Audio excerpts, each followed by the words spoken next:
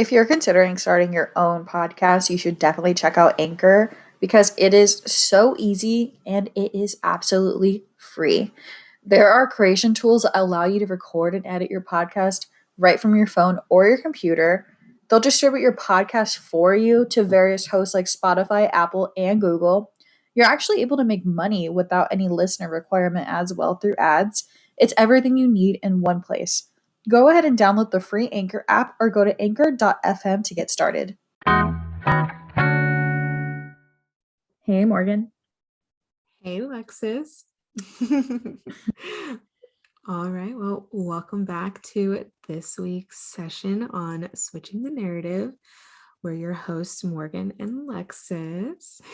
Your most unqualified therapist. Yep. We're going to start off with our happy hour where we just talk about a moment in our week, a memory, anything that brought a little bit of joy, peace, whatever into our lives. I'm still going through it, but some highlights in the darkness, I guess, is I got a pretty big raise. So most people year by year, if you're in America, you just get the cost of living raise, which is anywhere from 25 cents to 50 cents. Anything higher than that is like kind of unheard of unless you work for a really good place. I'm not saying the place I work at is the absolute best, but I have worked my ass off over the past year. And so the normal raise is like 3% and I got 9%. Wow. So just very surprised that even happened. Yeah, I was expecting like 6%, which is like the highest that normally we're allowed to get. But yeah, it was really nice. And then I figured out all of my school stuff. I'm going to be taking 2 classes this semester just so I can dip my toes back into it. And I'm just excited for what I'm going to do with that. What about you? Well, first, congratulations. That's so Thank you. exciting. She's a busy little boss babe. Business woman.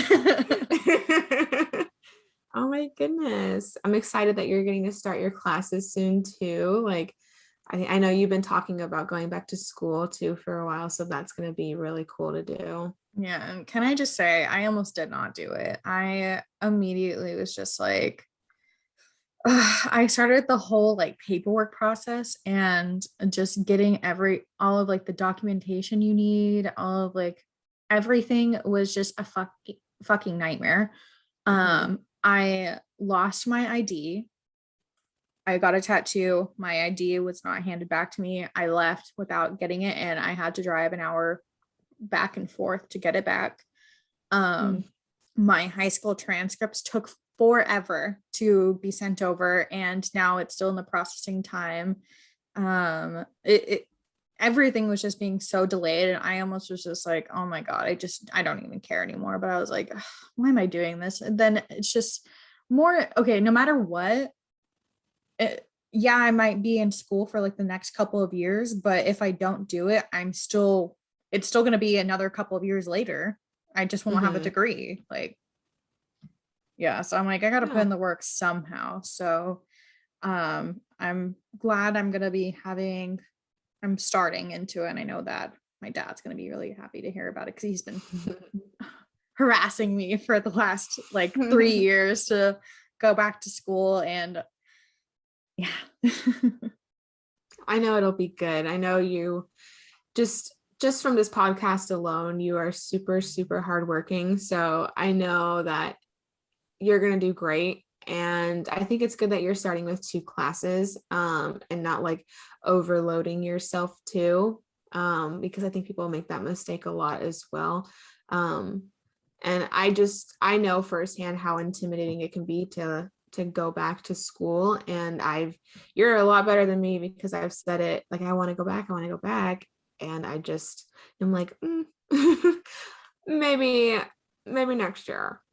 Yeah, I mean, I get it. And my biggest hesitation was, I work full time. I work 40 hours a week. I sometimes do hair and makeup freelance on the weekends, and I'm just like, I'm going to take one class in person twice a week. And I was just, luckily, it's, oh my God, I'm so happy about this. I only have to take one math class. And that's it out Ooh. of like my entire program, one math class. I'm so happy. But I decided to just like get it out of the way immediately. But yeah, Yeah. like my advisor was like, "Oh, do you want to take like all of these classes?" And he's like, "I really recommend taking this one class in person." And I was like, "So that means I would be going to school every single day in person with what he was trying to give me." And I was like, "Homeboy, these classes are like 3 hours each, Mhm. and I am trying to still have a social life and not be dead and be able to like, get into fitness again." And oh, that's another thing. I'm gonna do Victoria's like mentorship program. Nice. Oh my goodness. Yeah, That's I going to be awesome. I was just because of everything I've gone through recently, I think I need like, I don't mean this in like the MLM like kind of like girl boss like fake way, but I really need a lot of like feminine energy right now. Like Mhm. that's like, I cannot believe just how powerful like a community that like women bring together. Like I've there's more stuff that I've gone through that I'm not like comfortable with talking with, but like during this time, the most supportive people to me have been women, and I feel like they can just so deeply empathize with me and support me right now. So I'm like, I just need to surround myself by women.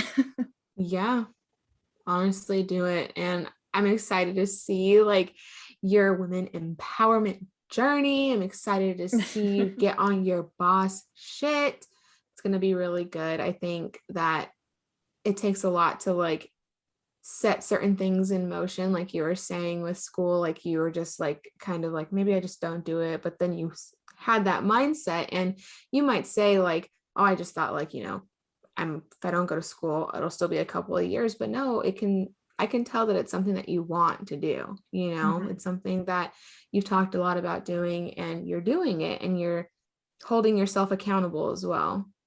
So that's good. Yeah. Thank you for that. But what about you? Nice.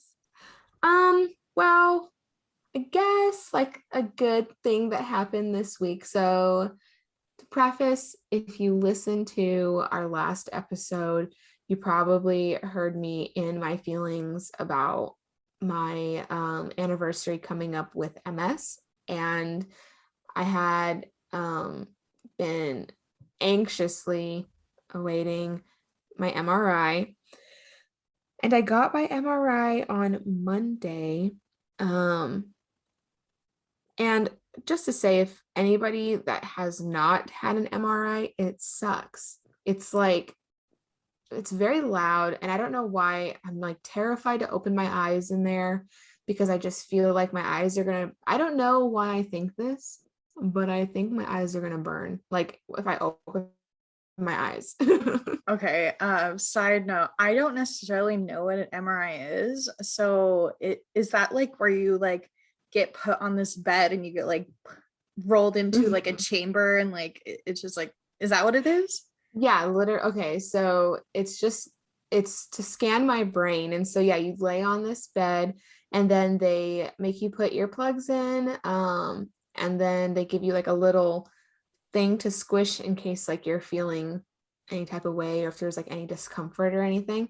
And Mhm. then they strap this headpiece on you, and the headpiece reminds me of like if you've seen the movie Saw, that Oh, one, oh yeah, my that they God. strap over you. And I'm like, oh no, oh no, no, no, no, no. But I did that. It's like it takes about 20 minutes of just all these different loud noises in there.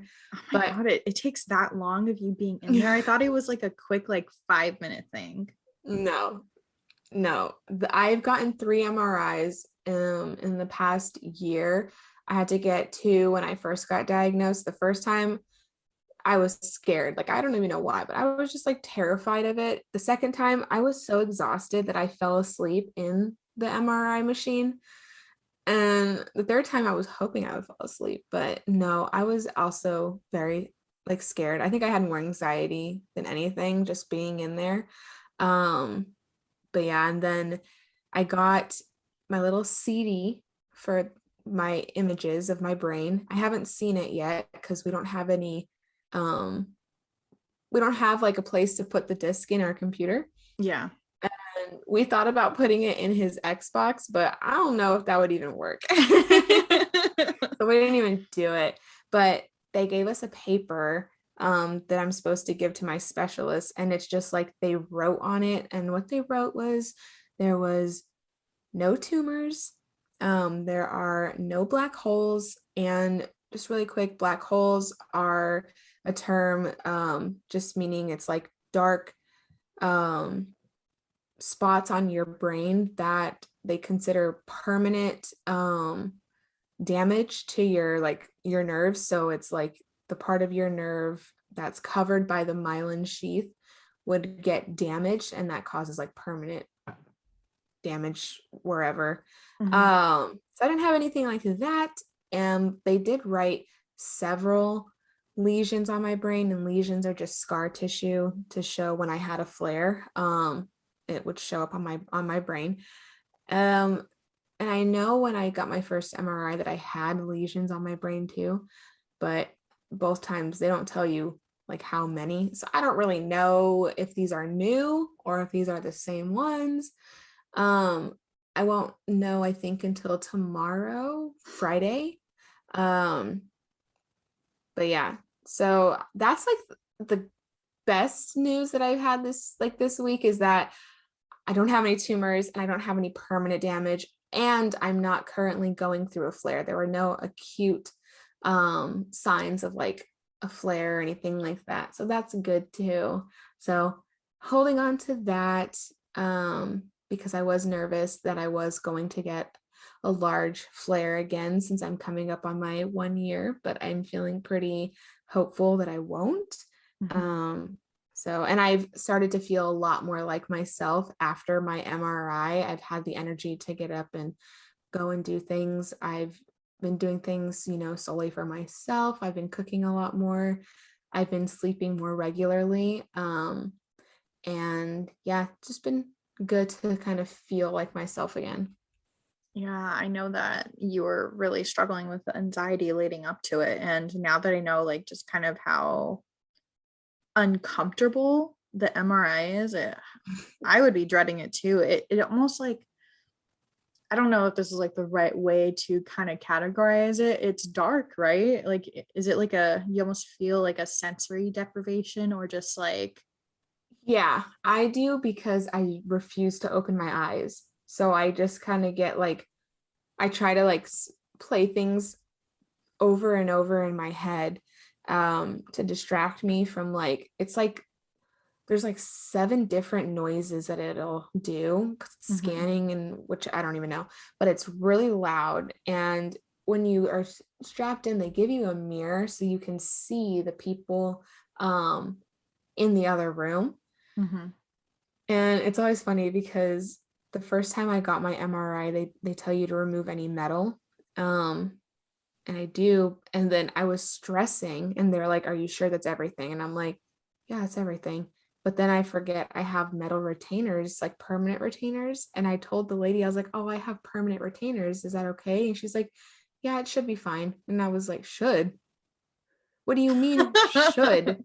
And she told me that if I feel any like heat on my mouth to just squeeze the little thing. And I'm like, "Are you kidding? If I feel any heat in my mouth, like what?" And so that's why I was so scared in the first MRI, because I'm like pressing my tongue up against my permanent retainer and I'm just waiting. The slightest like warm sensation, I'm out of there. Sorry. But I was like, how are you going to say things like should and like, yeah, if you feel any heat, just squeeze the button. And I'm like, you're going to tell me I'm the first person to walk up in here with permanent retainers? Like, and yes, you Morgan, can't you're give the me a first. straightforward answer. I'm like, I can't. Jeez. Well, Yeah. you didn't feel that, right? No, no. Well, the first time I think I was tricking myself into thinking that I was feeling it. And I was like, should I squeeze it? But I was like, nah, because I don't want to have to like do it all over again. So I was like, forget Mhm. it. It'll be fine. It'll be fine. Yeah, well, I'm so glad that you got positive results from that. And Hmm. do you want to get into what we're going to do today? Yeah. Okay. So today's episode, we thought it would be really cool to do something that we've seen. We've seen a couple of these on different podcasts before where we read Reddit responses where people just kind of like write in, and the specific genre is Am I the Asshole? Um, I personally love like hearing these whenever I see them pop up like on my social medias. And I'm just like, yeah, this would be kind of a fun thing to do to read and get our like raw reaction. Yeah, so we picked out a couple, and some of them like we both kind of read, but we were like, we definitely need to talk about this. But some of them like we don't know. So, do you want to start off reading your first one? I'm excited to hear This one is so, yeah, okay, let me just get into it. So it says, Am I the asshole for not playing along when my mother pretended to be dead? what the fuck. The title in itself already like drew me, and I was like, what do you mean? I need to know more. So, so this is going to be weird. One of my earliest memories is a 4-year-old me crying over my mother's 47, like she was 47, seemingly dead body until she jump scared me. I started crying and she consoled me. Ever since then, at least once or twice a month, she has done this. I didn't figure it out until I was like 9 or 10, and even after I played along, minus the crying, and on seeing me not crying, I saw her giving me what I now know as wary glances. Anyways, yesterday she did it again. I had just come home from an extracurricular and was exhausted. I called out to her, but no one answered. I then went to check on her and saw her in the same position when she pretends to be dead. I knew nothing bad had happened on seeing her breathing and stealing glances at me, thinking I didn't know. I just closed the bedroom door and went to the kitchen to grab some food. A few minutes later, she came down and asked me if I was okay. I said yes. She then asked me why I didn't check on her. I just replied with, I think I'm too old for this game now, in a humorous tone. She didn't seem to see the humor though, because next thing I know, she is shouting at me, calling me ungrateful and selfish. She then started crying and said that I didn't care about her anymore and would be glad if she passed away. Finally, she said she was disappointed at how I turned out and left to lock herself in her room where she has been since, except for the few disappointed/angry glances my way when she came out to get food. Her eyes were red. My mother is a single mom. Dad never bothered to be a part of my life. She has done everything she could for me to have a comfortable lifestyle, and I honestly feel like shit for making her cry. Maybe I should have been more gentle with my approach to the situation or played along. I don't know, but on the other hand, I was exhausted and was honestly sick of the game. Am I the asshole? Okay, I just need some clarification. Does it say how old the writer is? Yes, sorry. So she's 16 She's 16, and the mom has been doing this since she was like, what, 9? since she was 4. The first time she did it, she was 4. What the fuck? That is so like, uh, that is making your kid confused about the cues. Like, what if like your kid just thought this was like normal, and say like a person was actually doing this in front of them, they just thought like they were faking or something. Like, what if someone Mm-hmm. was like having a stroke and like actually dying right in front of them, and because you condition your kid to think that this is a game, they Right. just ignore it or think like, oh, like it's fine. What the fuck? That is so Right. weird. And like the mom must have like, I don't know what, but just some like weird issues with wanting attention. Yeah. Like at first I was like, okay, from just reading the title in itself, I was like, this is so weird. Why? Out of all the games you could play, out of all the little like silly things you could do with your kids, because I even think about like, like you see the videos of people using like the filters that put like spiders on your face and like doing that with their kids. Like it's kind of funny, but to do it constantly just kind of like brings some trauma. And like what if she grows up to be numb to like to death, or what if she grows up being confused on like the way you're supposed to process death or things like that. Like there's so many different things this could happen or that could happen for her. And I just feel like, I don't know, she brings in at the end too how she's a single mom, and then it kind of like I feel like she's trying to justify that, oh, she's just trying to do something like make a thing between the two of them, but it's just a weird one. Why playing dead? And then the ultimate like playing the victim because your 16-year-old daughter doesn't want to keep like freaking out to see if you're alive or not. Like that's not Mhm. fun. Yeah. So like I feel like just from the writer, how I guess poised she wrote this and how considerate she wrote this, that she's probably very emotionally intelligent. And if her mom got this upset over Mhm. her, like just kind of just like, putting her foot down and not playing along with it, to me, that seems like almost like an indicator that the mom uses it's a daughter, right? Mhm.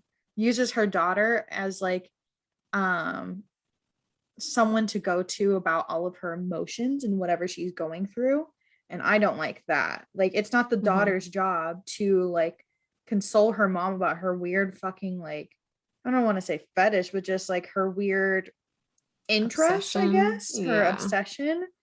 Like, it's not the daughter's job to like figure out like what's going on in her mind that makes her like this. The mom just needs to go to therapy or I don't know what, because this Right. definitely isn't normal, and the daughter shouldn't feel like it's her job to get to the bottom of this or have to continue playing this stupid game.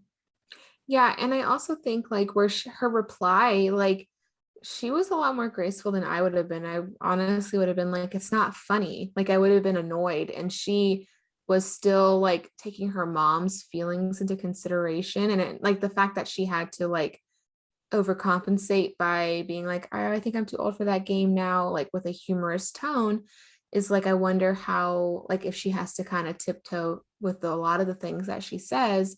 Mm-hmm. And then it kind of proves the point whenever you read a little bit more and how her mom just like flips the switch and is calling her ungrateful and selfish and saying things like, you don't care about me then. Like, what? Like, how selfish of you to like trick your daughter into thinking that you're dead, like all throughout her life, and then being upset when she no longer wants to like go through this. You know what this reminds me of? It reminds me of people that pretend that they're sick for attention and like love Uh, validation. And I'm like, this is a little weird. Like, imagine if like she does this sort of stuff like every single day. that's what That's she was creepy. saying. She was saying she does it a few times a month. Like she said that, oh yeah, she said ever since then, at least once or twice a month, she has done this ever since she was 4. Jesus Christ. What did the She made it comments to say? she made it to 16 before she said anything. Yeah, let's get into that. And she's definitely not the asshole in the situation the mom is. So one of the comments says that she's not the asshole. And he says, you didn't mention any other signs of abuse. So absent additional info. So I can't say there's a pattern or not. But there's something critically wrong with your mother for playing this game. Maybe if she started it when you were like 15 and you both laughed it off, but when you were terrified as a 4-year-old, yikes.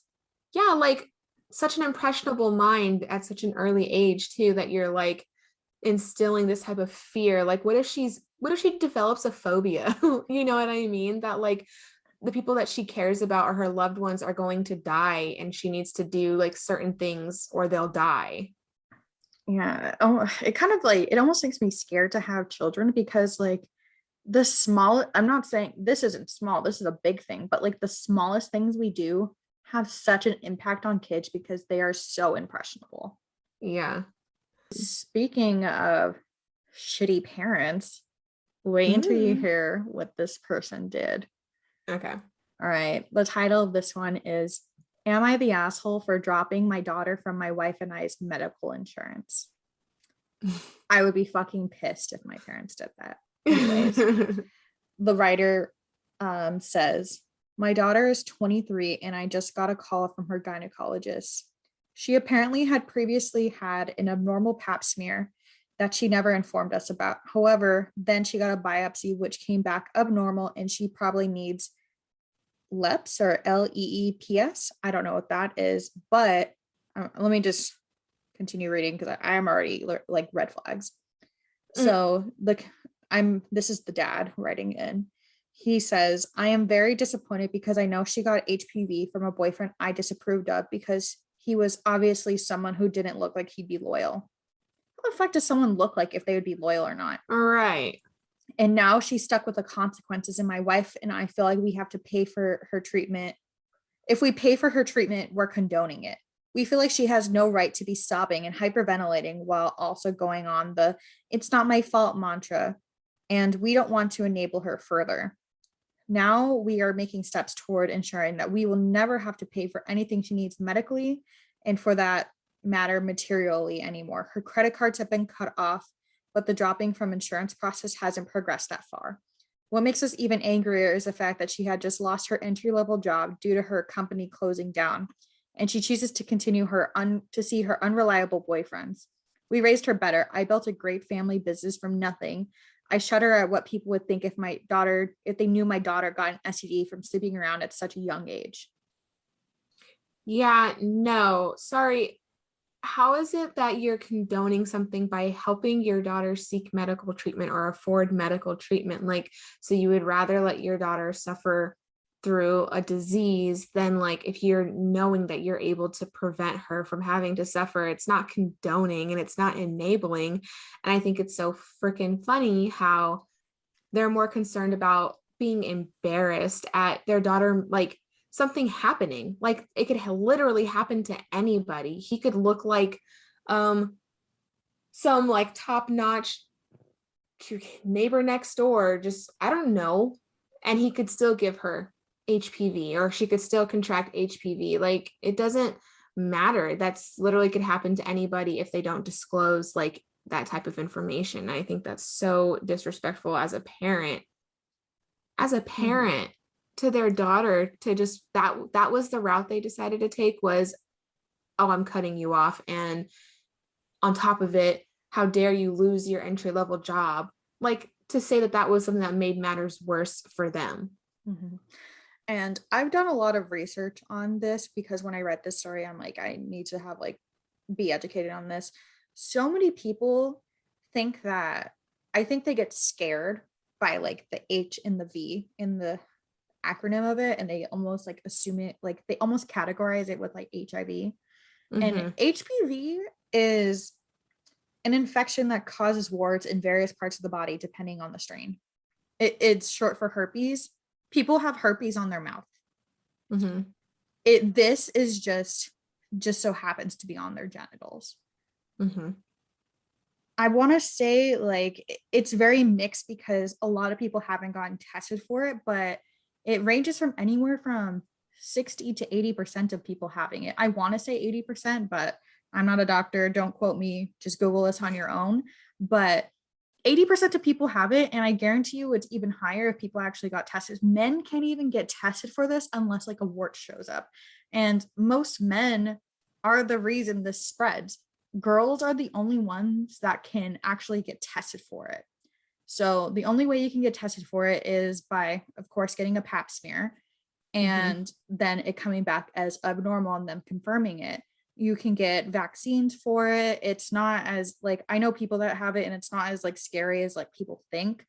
And like, yeah, there's some risks of like cancer and stuff with it, but fucking burnt toast can give you cancer. Like there's a risk with literally everything. And I feel like if we talk about it more and if we bring more attention to it, hopefully more vaccines will come out and people will realize it's not as scary as we think. Like there's Mm-hmm. people that have um HIV and AIDS who are able to live fulfilling lives. And those are far more intense sexually transmitted diseases, but these people are not any less than just because they have an STD.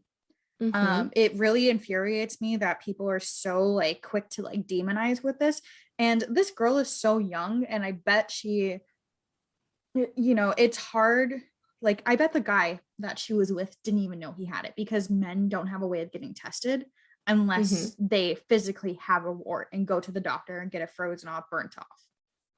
Yeah, and it's also sucks that like hearing the parents say that, oh, of course she got it from this guy because he looks like not a good guy, as if like that's the type, like it's literally can happen to anybody. And the fact that it's like, oh, he's not a good guy, no wonder why she got it. Like, what deems this person a good guy to you? You know, it almost like he looks like he's not a good guy. What does that mean? Yeah. To me, it almost seems like either it's classist or racist, or you just have some sort of like weird stereotype attached to it. Because so this dad is just an asshole regarding like how he views people. And to like add on that he is took her credit cards away, cut her off from that, and is dropping her from the insurance. What? And her daughter is also like unemployed. Granted, of course, she can like get government assistance, but so many people aren't even educated on how to get onto that. Like, the consensus of this is they are fucking assholes. But I just like can't believe that a parent would be so harsh. And I guarantee you, her parents probably have it. Yeah, They probably do. and it sucks too, because it's like he took this situation that was probably like really obviously it was scary for her, because he's like mocking that she's hyperventilating and she's freaking out about it. And it is something, it's like when you, because you said people think, you know, that it's a really scary thing whenever you hear like the H and the V. And so she was probably really concerned, and it was probably like a scary moment for her, and they took it upon themselves, or he did at least, and made it about him and how this is like embarrassing for him, and how he won't enable this behavior. Like, what's the behavior? It's people living life. And then the whole comment about cutting up her credit cards as if she's like living off of them. She's on their insurance because they probably let her, like, you can be on your parents' insurance up until you're 26 years old. Why wouldn't you? Why wouldn't you do that? Especially if her entry-level job doesn't even offer benefits. Why wouldn't you want your kids to be covered and have medical insurance? And it's like she was working at a job. It wasn't like she was feeding off of them. You know what I mean? Right. But that's how they're making it out to be. And it's like, this is your child. Are we like losing sight of the fact that this is your child that you brought into this world to begin with? I almost think that this post might be fake, because how the fuck do the parents even know that she has this when there's HIPAA laws in place to protect your child's information? So Right. it's either this is fake. I can't imagine like the daughter telling her parents, considering how judgmental they've been of her in the past. So either this is fake, or a doctor totally breached HIPAA law violations. I'm on my dad's health insurance, and he's never questioned me, like, other than like saying, hey, like this bill is due, did you know? And I'm like, oh shit, no, I didn't. Okay, thanks, dad. Like, Right. I can't imagine having such motherfuckers being my parents. What did like the comments say? Did any of them? Someone said, monstrous is the word. You are totally the asshole, OP. Do you know that she can develop cancer from HPV? Do you not care at all about your daughter's health? Not to mention you're leaving her with no health insurance and no job during a fucking pandemic. Are you going to make her homeless next? Where is your soul? Do you have any idea what unconditional love is? That's what you're supposed to have for your own child. You don't stop caring and taking care of them just because they don't live up to your expectations. Honestly, what is wrong with you? And that's another thing that irritates me, is like, your child isn't just like not a child anymore once they turn 18. Your early 20s to even like breaching like your 30s are such a confusing time that I feel like you need your parents' guidance. Yeah, you may not be able to have them live with you, but like my dad would bend over backwards for me to this day. And I feel like all parents should be that way, so long as you know, like you're not, you know, leeching off your parents, or, you know, if as long as abusing there's like the a good, relationship. Yeah. yeah. But consensus, they're a fucking asshole. Do you have another Yeah. one? Do you have another story to share? I do. So this one's kind of interesting. I read a little bit of it, but let's get into it. So, am I the asshole for moving out of my shared apartment knowing my friend is likely to be homeless as a result? Ooh. Yeah. I, 25-year-old female, admittedly am lucky enough to have a job that provides a lot of financial security. My friend and roommate, 27-year-old female, works in the service industry, and her salary is a lot less stable. She was unable to show decent enough credit, so she approached me about a year ago asking if I'd be willing to go in on a lease with her. I agreed, as long as we would have separate leases that specified that neither of us were responsible for the other's owed rents. I didn't even know they did that. I didn't know that Um, was a thing either. They must live in like, I don't know what it even must be sort of like a town. privately owned thing. Yeah. Um, anyways, the landlord agreed to this arrangement. However, my friend, after we signed the lease, told me she was unable to pay her portion of the rent. So I subsidized between a quarter and a half of her portion of rent each month. To be clear, I technically have the money, but it's not part of my disposable income. And so every dollar is coming from the student loan repayments I have set aside. I owe 150,000 USDs. So wait a minute. Her friend Already. trapped her into a lease knowing she couldn't afford it, and is like, her friend's acknowledging, yeah, I have the money for it, but that money is supposed to be going to her student loans. Yeah. What the Like fuck? this already sounds like she's being taken advantage of. Like her friend doesn't sound like a good friend. But Right. let's continue. At this point, with my rent and M's remaining portion, my budget is stretched a bit thin. I told M after we moved in that I couldn't help her longer than 3 months, and she ended up getting a family member to subsidize her living expenses. Unfortunately, the family member's situation had changed, and she is no longer able to support my roommate. I do not want to continue to support her living, so she is about to be kicked out from her part of the lease. I think I'm going through with my decision to pay back my loans instead of supporting M, but she and my closest friend have repeatedly brought up the fact that my loan repayments are optional, while her rent is necessary to live. No, pause. Sorry. Why does another person that isn't experiencing what's happening have any say like with what's going on, and how do they get to tell her that her repaying her loans to help her get out of debt isn't as important as basically providing for a grown woman, a woman 2 years older than her, so she has some, like, I don't know, I don't get it, but I digress. I do feel really awful that she has such few options, but I don't come from money, and I am also frustrated with helping her out. Am I the asshole for moving out, knowing my friend has nobody to subsidize part of her rent? Alternatively, am I the asshole for allowing my close friends to default on her lease and be kicked out, even though I technically have the money to support her? And it looks like at the bottom, the There's author of like, the post lists some backstory. Sorry, you want to okay, read it? yeah, so here's a little bit of the backstory. My partner told me I should add some relevant info. My salary is $205,000, and I work in a career where someone can easily look up the salary of a person in my role. I know she knows my exact salary because she has brought it up, but my parents are low income and retirees, so my culture expects me to support them, and I gladly will. And my brother has a moderate mental illness that will require me to support him in the future. I have already established a trust in his name with a small nest egg and make modest contributions when I can. Holy fucking shit. This person sounds so like kind-hearted and considerate. And I just also, let me just emphasize, her salary is over $200,000. And so I'm sure that like her saying that her parents are low income, she probably had to deal with like some sort of like money scarcity growing up, and in turn is very giving because she now is in a role of having wealth. Mm-hmm. But absolutely not.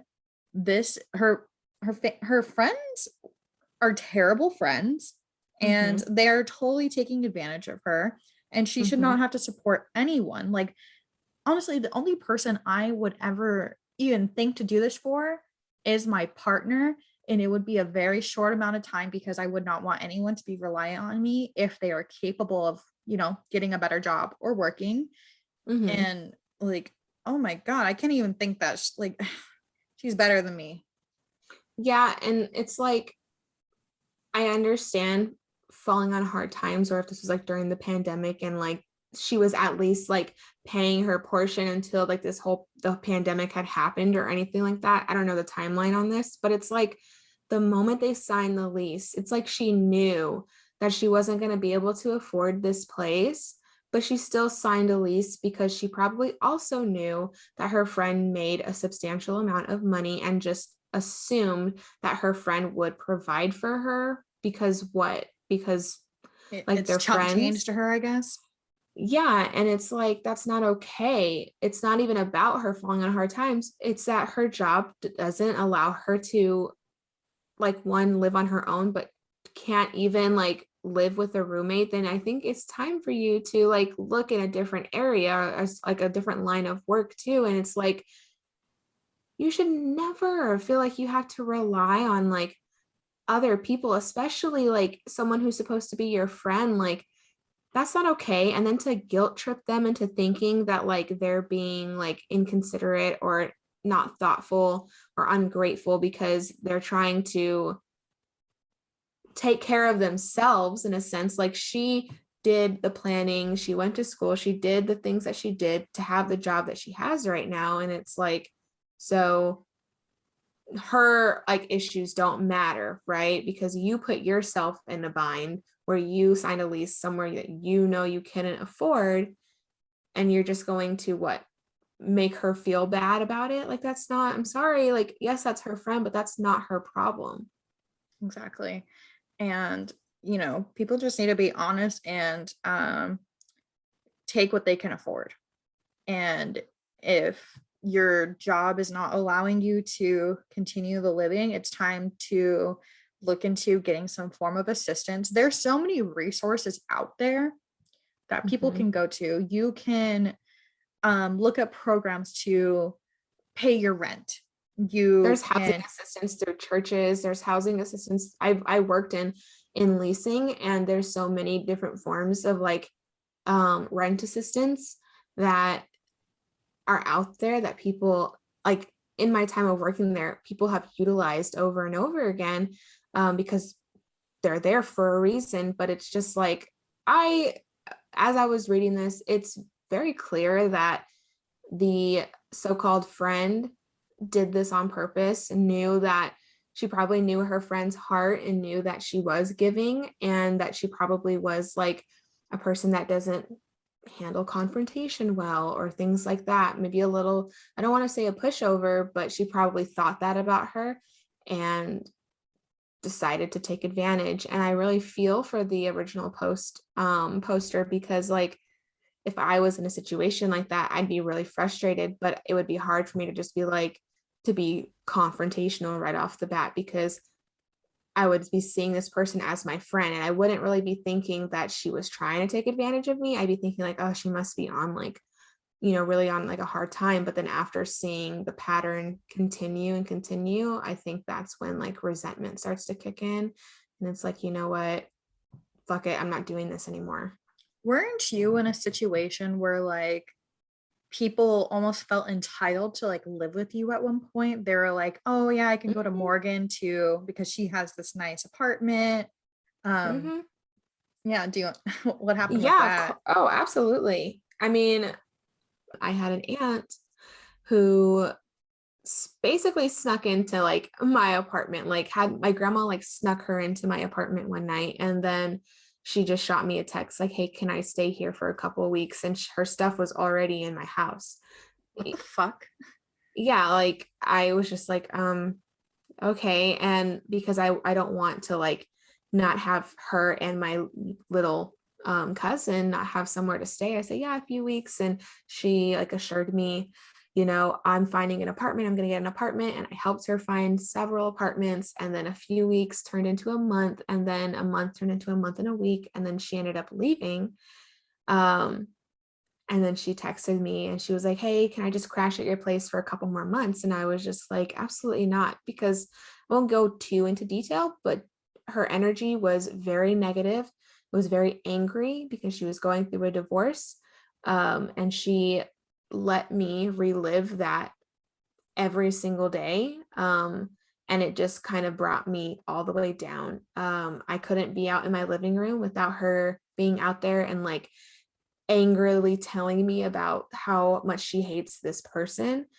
Couldn't watch my shows, couldn't like have any peace. I would go straight from my front door to my bedroom every single day and close my door. And even then, I got out of the shower one time and she just came into my room and started talking to me. And I was like, oh, okay. And she wouldn't leave and I needed to change. And so I ended up changing in my closet while she was in my room yelling at me about her ex-husband. And it just became too much. And when I finally told her, no, I can't, I love you, Aunt Stephanie. That's my Aunt Stephanie. I love you. I want the best for you. But this is really hard for me. And I'm still like fresh from Rain leaving and we have a lot going on. I don't have the room. I only have a 2-bedroom apartment. And if I had an extra room, 100%, you and say you would be more than welcome to stay as long as you need, but I don't have the room. And she just flipped the switch and told me, I hope that I'm never in a situation like this and yada, yada, yada. And to make this long story shorter, we are not on like speaking terms. I just had to cut that whole thing off because she got the whole situation twisted. And this OP should not be on speaking terms with this friend after all the bullshit that they pulled. They are 100% not the asshole. The roommate using her as the asshole, and that other friend that is basically trying to enable the situation. It's time to get some new fucking friends. But I wanted to share this last story about another person that just has the audacity. I love when people just have the audacity. All right. So this one says, am I the asshole for not letting my best friend have her wedding on my property after I was uninvited? What? Yeah, let's get into this. So, story goes, one of my best friends, we're going to call her Carla. The writer is a 29 male. Carla is 31 and female. So, his best friend Carla is getting married soon. It was meant to be a small backyard type of wedding. They've been planning it for a few months now, and originally it was supposed to be on his property. They wanted it there because it's private, it has lots of open space for a reception, a nice view, and the house could be used for them to get ready and stuff. Of course, I said yes. She and her fiance, we'll call him Rick, were very happy. Thing is, Carla and I do have a history. We went out on and off in college and decided to stay friends. Then I met my wife, we got married, Carla met Rick, and now here we are. Now my wife knows I went out with Carla back in college, and she didn't care. Carla still went to our wedding and everything. I never knew if Rick was told or not. It's not my relationship, therefore not my business to say anything, so I never did. Rick found out recently and not in the best way. Not sure how, but from what I heard from friends is that one mutual friend told him, no idea why, that we used to date. Not only that, but apparently Carla said a couple years ago she was still in love with me when she was already dating Rick. Don't have actual confirmation on this if that's exactly what was told. All Carla told me is that Rick was told about her past and he's angry at her for never saying anything. I would be angry too. I was about to say, me too. Honestly, we support you, Rick, okay? Yeah, we support Rick and Carla. What the fuck, Carla? Anyways, it became quite a drama and didn't hear from her for over a month now. She told me they're going to couples counseling and the wedding is still on, but Rick requested that I not attend. It sucks, but I totally get why he would be uncomfortable. Then I asked the obvious question, where are they going to hold the wedding then? To my surprise, she said they still want to have it at my house. What? Yeah. Rick said so. And in my mind, I'm going, he doesn't want the guy who dated his fiance years ago at the wedding, but still wants the wedding at his house. My wife and I are expected to just not be at our house for the weekend. And I told Carla, no, they're going to have to find someplace else. And we're not going to simply leave our home for them for the weekend. Not only for safety reasons, but it just doesn't make sense. Rick doesn't want me around because he's not comfortable, but is comfortable enough to have their wedding at my house. They really want their wedding here, though. And because of that, I've been bugged by not only her, but also Rick and some friends who think I'm being a petty asshole for not letting them have the wedding here anymore. Honestly, I don't think I am. It just doesn't make sense at all to have to leave your own place for a wedding you're no longer welcome to and leaving your home totally vulnerable. I'm still being accused of sabotaging their wedding, and Rick believes this is the least I can do after everything I've done, apparently. Am I the asshole?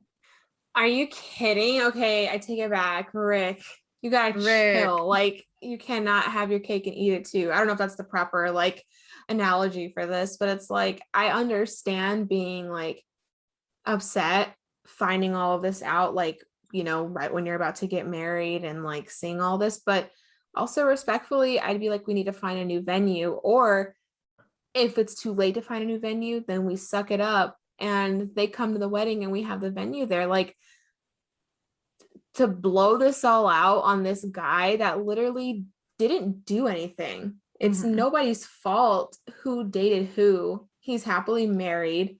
You know what I mean? She attended their wedding. And I think he was super respectful about it. Like, okay, if you don't want me there, I understand. But like he said, how are you gonna tell me I can't come to the wedding, but now I gotta leave my house for you to have your wedding at my house? Like, how does that register for people? Yeah, I'm trying to find somewhere to see if like they were gonna pay to use the house, because also imagine like letting these people use your house for free, you Right. not being there, and your house is vulnerable to damages now. No. Yeah, okay. I cannot see anywhere that indicates that they were gonna pay for it. So he wants them to do this big favor, and you I don't know why I had a weird accent there, but so Rick and Carla want the OP to do this big ass favor. And when the venues itself cost thousands of dollars, and Mhm. this gift to them equates to thousands of dollars. Right. Um, like I feel for Rick because I know that it's very, I don't know why Carla hid it from him. Yeah, it Right. might be like ancient history, but this is someone you're supposed to get married to. I know why And Carla hit it. You heard in the post that she's still in love with him. Come I on now. I would hope that she didn't say yes to getting engaged to a guy and is still in love with the OP. It like I don't know. It's definitely something that should have been talked about before. And also, I kind of feel like the friend that even so, there was another friend that told Rick, "Oh yeah, Carla said she was in love with OP at the beginning of your relationship." Like, that's Okay, messy. Yeah. it's super messy, but like it wasn't the friend's, in my opinion, wasn't the friend's place to say anything. Also, it Mhm. Carla, from what I'm giving her the benefit of the doubt, probably doesn't feel that same way anymore either, considering Right. she went to the wedding and it seems like they had a good relationship previously. Like I'm sure that OP's wife definitely would have been like, no, absolutely not. But they both agreed Mhm. to it. So I'm giving the benefit of the doubt. But like that friend that said something's fucked up. This whole thing is definitely like a big miscommunication, shouldn't have happened at all. But I would absolutely not let someone use my home like that if I was not even invited. And like, Right. it's messy, messy. I want to know what they said. Let, What were the let's comments looking like? let's see. Lots of people saying, yeah, that's not how this works. Let's see if there's a juicy one. That someone said, you're not the asshole. If he's uncomfortable by your presence, he is welcome to shell out a deposit on short notice for another venue. No way in hell would I allow myself to be run off my own property by an insecure man to see how he see by an insecure man to use how he sees fit, even just for a day. Malicious destruction on top of typical wedding mess. No, thank you. That's Yeah. crazy. I still can't believe some people think this way. Like the entitlement and just like I don't even know. Like all I can think of, I compare this also to like people who are rude to customer service workers. It's like, are you guys like aliens? Like, how do you not know what human decency is? How do you not know like how like the simplest of things work? Like, I don't understand like certain situations like this. Sometimes I feel like the alien. I'm like, am I like one of the few that knows how this works? People are fucking weird, dude. Like Weird. even earlier today, I saw this video of this woman who was at a bank, and this is private property. So I don't give a fuck about how you feel about masks or not. If it's on private property, you do what the private property owners want. And this Mhm. bank said masks have to be on. And this woman walked in and is like trying to get service, doesn't have a mask on. Everyone else in there has a mask on. She's causing such a disturbance. And people are politely asking her to put the mask on. And she's like, that's not what the law says. The law says that I don't have to wear a mask. And it's like, that's public law. Oh my You're in God. private property. Like, what is not clicking here? Right. Like, if you don't want to be serviced, then go. And she was just like, no, I'm going to get what I want out of this, blah, blah, blah. But it's like, that's not how this works. And she had to be escorted out by police. And she refused to be escorted out. So she got arrested and handcuffed. And this the cop was so like, oh my god, the lady was on the ground and she was like, you're being recorded, right? And no one else was recording because I mean, who cares? Like, this lady's just dumb. Yeah. And the cop was like, yeah, honey, I'm recording it, like, you're fine. And he was so like respectful and patient, and then the woman started screaming, this is police brutality, and then like everyone in line was, no, it's not. Shut up. I Yeah. cannot stand like when I see those videos, like half the time I just have to scroll. I'm just like, I can't deal with it. Like just like, oh, it just makes my skin crawl. It's like how ridiculous that you think that you're doing something, like how embarrassing for yourself and for like anybody in your family that has to watch that. Anybody that's like ever associated with you has to watch that. That's so embarrassing. These people that like these anti-maskers, anti-vaxxers, they like act like they're such like martyrs or something, that they're really Right. making a difference, when it's like you're just making noise and no one takes you seriously. Like, honey, I'm gonna listen to the CDC and Yeah. be on my merry way and then laugh at you. Like, no The one. fact that they take it to the point of literally being arrested. Like you what, like how are we even at this point? You couldn't put a mask on to go and pick up a check or deposit a check and then be on your way. Like, you're a weirdo. You're such I don't know. I'm just like, the way people think sometimes, I'm just like, oh my People be God. mad weird. But this person is definitely not the asshole. No. Carla and I don't know, whatever the fuck the I husband's hope they name ended was. up getting married at the courthouse. No shade to the courthouse, but I hope that's what happened. Oh my god, courthouse wedding. I mean, shit. You could have had it all, Rick, Carla. You all could have had it all. And from the sound of it, it sounded like the property was really nice. It sounded like I it was know. I'm everything like, he shit, what did his needed. house look like? I wish like I could, look it I up wish on they Google attached some Maps. pictures. Yeah. I'm like imagining a almost like, I know this has like negative connotations with it, but I'm imagining like plantation style home, like very big and beautiful. Like, oh my god, okay, okay, Oh my let God. oh my god, that might not have been like the best. Burn I'm them sorry. all. Burn them Oh, yeah, all. We're okay, okay. thinking backyard. You're thinking backyard wedding with like because what I'm thinking of is like where I was gonna have my wedding, and it was like this person had this beautiful like house, and it had spots to get ready in, and her whole backyard was redone Mhm. for venues because that's where her daughter got married. And so there was a whole gazebo with a bar, and it like overlooked the mountains, and there was a whole like place where they put down fake grass and like a cobblestone pathway with like a little overhead where you would get married, like the ceremony, and it just had all this land for dancing, for doing like yard games, stuff like that. That's what I'm thinking of. I'm thinking of, dang, this, it sounds like they had a lot of property. It sounded like they had a lot of space for, like they said, the reception and everything. And now where are we going, Carla? To the courthouse. To the Also, courthouse. side note, I wish you got to have your wedding. I know. I will. When we get back after being in Germany, we're either going to do something like in a backyard, but I'm not going to do the venue over there anymore because I doubt she's going to let me still do it. Mhm.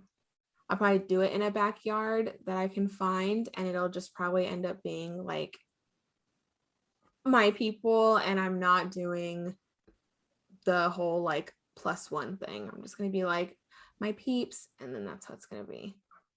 Yeah, I was looking through some of my photos a little while ago. I was going through and deleting a whole bunch of like duplicates, saving it to my computer. And I swiped across the photos that we took of your makeup when I did it, like because we did trial makeup on Morgan to see like what look we were gonna do. And oh my god, it was so pretty. I know. I came across those photos too. I took so many after you did my makeup. I was like, ooh, I want to go out. I can't let this go to waste. I want to go do my hair. I'm trying to go out. But it was still like, it was like fresh COVID time. I know, fresh COVID. Oh, gosh, I Ugh, can't. Yeah. what a All right. fever dream. I think that's all the time we have for today. Let us know if you guys like these Reddit stories. I thought they were fun. I was like kind of worried that like we would just be reading them and being like, not the asshole, but like we popped off with our opinions. All We did. We did. right. Let us know what you guys would like to hear next. My Instagram is Lexus Francisca. Follow us on Switching the Narrative Instagram. What's yours, Morgan? Mine is Morgan7737. All right. We hope you guys enjoyed this session. You'll be receiving an invoice. All right. Bye, everyone. Bye.